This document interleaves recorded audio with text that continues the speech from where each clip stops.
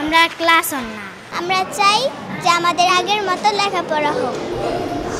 স্কুলে সরব উপস্থিতি কোমলমতিদের, তবে চলছে না ক্লাস, বাজছে না ছুটির ঘন্টা। নিয়ম করে ক্লাসে আসলেও শ্রেণীকক্ষে আসছে না শিক্ষক। 11তম গ্রেডের বেতনসহ 3 দফা দাবিতে 3 দিন ধরে প্রাথমিক সহকারী শিক্ষকরা কর্মবিরতি পালন করছেন, যার প্রভাব পড়ছে পাঠদানে। আমাদের আগের মতো আর ক্লাস হয় না, আমাদের ভালো করে পড়া হয় না। আমরা ডেইলি ক্লাস হয়, ম্যাডাম তো আমরা পড়াই না, দিকে আমরা নিজে পড়ি আর নিজে বয়ে থাকি। বুধবার সকাল থেকে খুলনা, ময়মনসিংহ, সিলেট সহ দেশের বিভিন্ন জেলার সরকারি প্রাথমিক বিদ্যালয় খোলা থাকলেও ক্লাস নিচ্ছেন না শিক্ষকরা।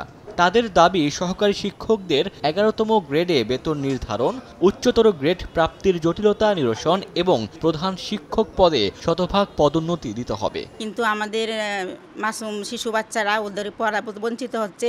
আমরা চাই না বঞ্চিত হোক, শীঘ্রই আমাদের দাবিগুলো মেনে নেওয়া হোক। যদি আমরা এই দাবিটা মান্য নেওয়া হয় তাইলে আমরা তো যে কোনো মুহূর্তে আমরা ক্লাসে যেতে প্রস্তুত। এদিকে শ্রেণী কার্যক্রম বন্ধ থাকায় সিলেবাস শেষ হওয়া নিয়ে দুশ্চিন্তায় অভিভাবকরা। ক্লাস ঠিক মতো হইতেছে না, নিয়ে আসতেছি, বৈশা থেকে চলে যেতেছি। আমরা তো চাই যে বাচ্চাদের ক্লাসটা ঠিক মতো হোক, বাচ্চারা লেখাপড়া করুক।